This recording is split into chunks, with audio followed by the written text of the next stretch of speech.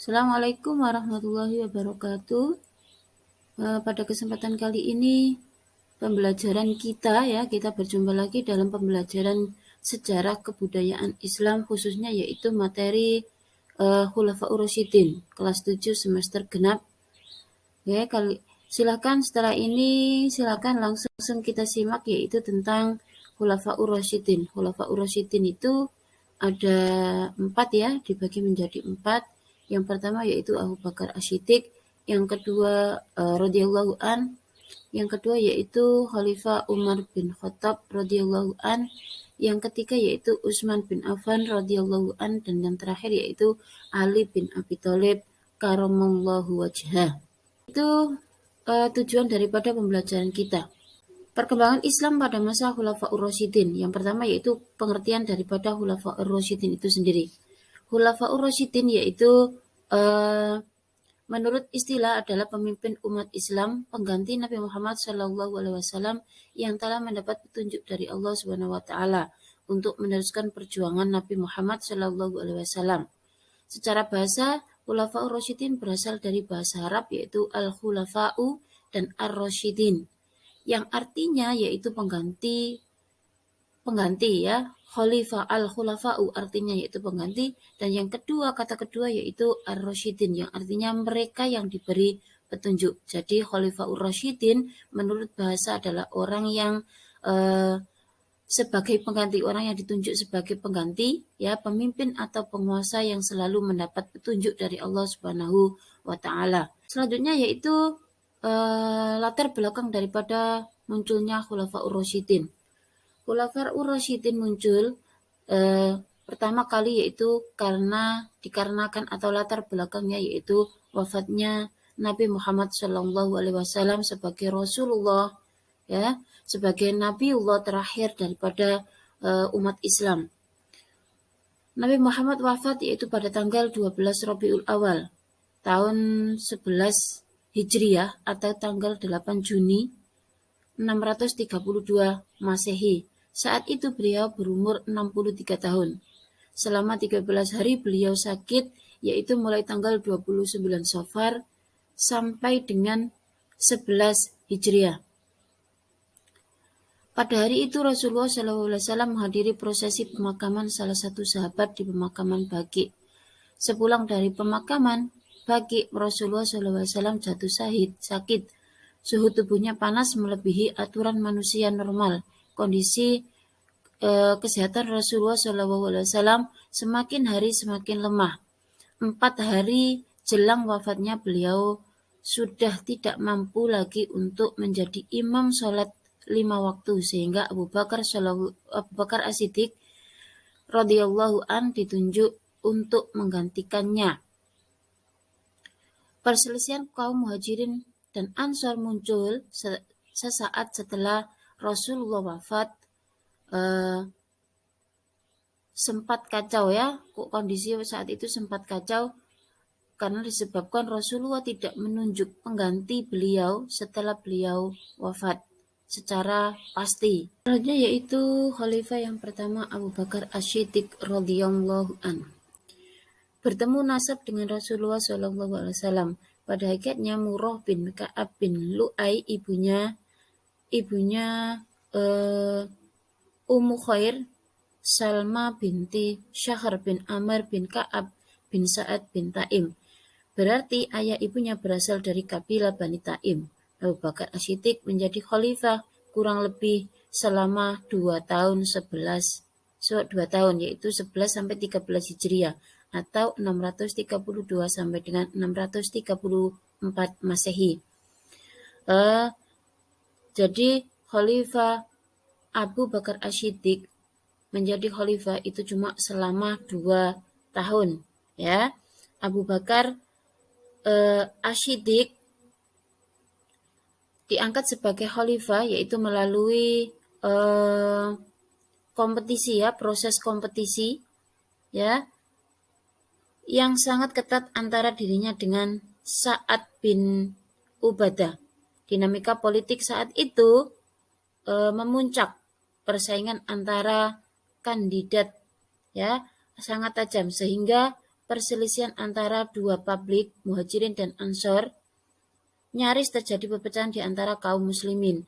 Peristiwa ini dapat diatasi oleh Umar bin Khattab dengan berbagai argumen yang dapat diterima oleh kedua belah pihak. Akhirnya Abu Bakar As-Siddiq itu memerintah atau menjadi khalifah pertama. Meskipun singkat, tetapi masa daripada pemerintahan Abu Bakar As-Siddiq radhiyallahu an ini banyak sekali terlihat keberhasilan. Salah satunya yaitu bisa dilihat ya, setiap kebijakan diantaranya yaitu pengiriman pasukan di bawah pimpinan Usamah bin Romawi, pemberantasan pembangkang zakat, kemudian perang Riddah, dan juga pengumpulan atau kodifikasi daripada Al-Quran. Yang kedua, khalifah kedua yaitu Khalifah Umar bin Khattab. Julukan Umar bin Khattab adalah Al-Faruq. Ia mempunyai perawakan yang tinggi besar dan mampu bekerja dengan dua tangannya secara seimbang. Seorang yang sangat ditakuti baik oleh lawan maupun kawan. Adapun ibunya bernama Hantamah bin Hisham bin Al-Mughirah, kakak dari Abu Jahal bin Hisham. Ia memerintah selama 10 tahun, yaitu tahun 13 sampai dengan tahun 23 Hijriah. Ya. Jadi selama 10 tahun Umar bin Khattab itu memerintah. Umar bin Khattab adalah orang yang sangat tawaduk kepada Allah Subhanahu wa taala. Ia memiliki pola hidup yang sangat sederhana, terkenal sangat tegas dengan dalam urusan agama. Jarang senyum dan memiliki wibawa yang sangat besar. Ia memiliki cincin yang bertuliskan nasihat untuk dirinya sendiri. Nama panggilan Utsman bin Affan adalah Abu Amr dan Abdullah Al-Quraisy Al-Umawi. Nah, julukannya yaitu Amirul Mukminin Dzun Nurain wa Hijratain. Ya, itu adalah julukan daripada Khalifah Utsman bin Affan. Sedang ibunya bernama Arwah binti Quraisy bin Rabi'ah bin Hubab bin Abdusyam, dan neneknya bernama Ummu Hakim Al-Baidah binti Abdul Muthalib, bibi Rasulullah dari pihak bapak. Utsman bin Affan merupakan salah satu dari 10 sahabat Rasulullah yang diberitakan sebagai penghuni surga, merupakan Khulafaur Rasyidin yang ketiga, dan merupakan salah satu sahabat Nabi yang mendapatkan petunjuk. Memiliki akhlak yang sangat mulia, pemalu, dermawan, dan terhormat. Ya, Utsman bin Affan menjabat sebagai khalifah ketiga, yaitu selama 12 tahun, yakni tahun 23 sampai dengan 35 Hijriah, 644 sampai dengan 655. Ia diangkat melalui Dewan Pemilihan Khalifah, yaitu semacam tim formatur ya, yang dibentuk oleh Khalifah Umar bin Khattab. Selanjutnya yaitu khalifah yang keempat, yaitu Khalifah Ali bin Abi Thalib. Ali bin Abi Thalib adalah keponakan daripada Rasulullah Shallallahu Alaihi Wasallam. Ali bin Abi Thalib karamallahu wajhah. Beliau adalah keponakan sekaligus menantu daripada Rasulullah Shallallahu Alaihi Wasallam, yaitu menikah dengan putri beliau yaitu Fatimah Az-Zahra. Khalifah Ali bin Abi Thalib karamallahu wajhah menjabat sebagai khalifah kurang lebih selama 5 tahun, yaitu 35 Hijriah sampai dengan 40 Hijriah atau 655 sampai 660 Masehi. Dia terpilih menjadi khalifah. Selama sebagai khalifah, beliau mengalami berbagai intrik politik yang sangat luar biasa. Ali bin Abi Thalib dianggap sebagai kurang memiliki wibawa untuk menjadi seorang khalifah. Ya, akhirnya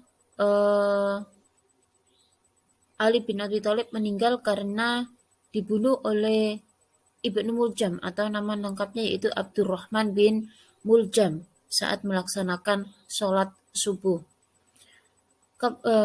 Ali bin Abi Thalib yaitu orang yang pertama kali masuk Islam dari golongan anak-anak, ya. Beliau diberitakan yaitu masuk surga. Selanjutnya yaitu prestasi daripada Khulafaur Rasyidin.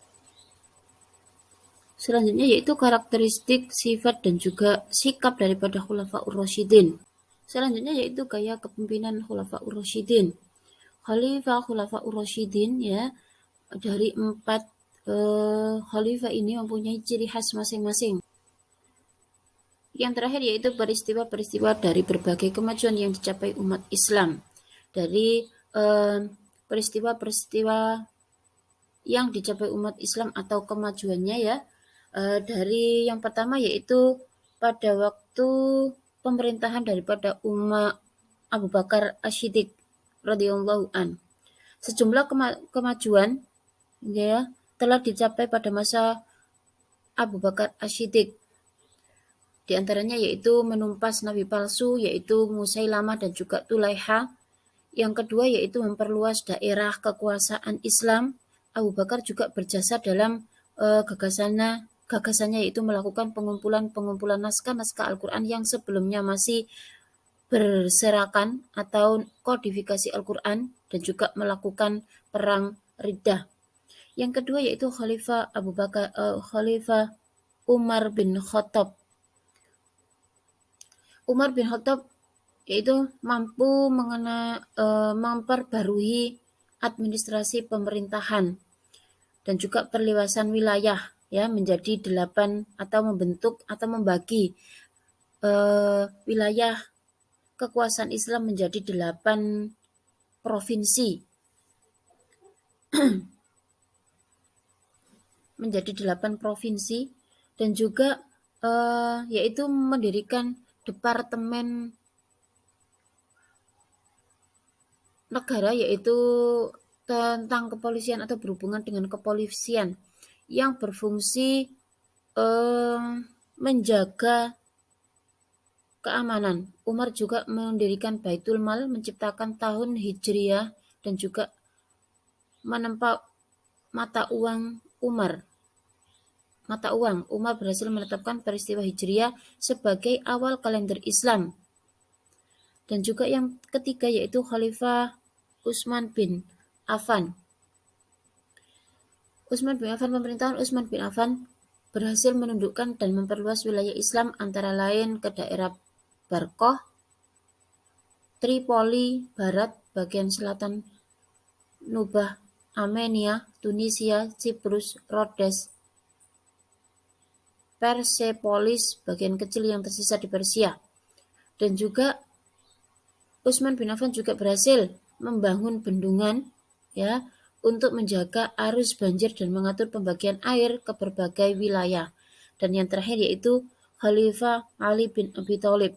Pada masa pemerintahan Ali bin Abi Thalib, dia berhasil memindahkan pemerintahan ke Kufah, pusat kekuasaan atau pusat pemerintahan ke Kufah, dan juga memecat para gubernur yang diangkat oleh Utsman yang melakukan korup, dan juga mengirim kepala daerah yang baru yang menggantikan. Dan juga beliau menarik kembali fasilitas-fasilitas yang diberikan kepada kerabat Utsman bin Affan dengan jalan yang tidak sah dan lain sebagainya. Dan masih banyak sekali kemajuan atau peristiwa-peristiwa dari berbagai kemajuan yang dicapai oleh umat Islam pada masa pemerintahan Khulafaur Rasyidin.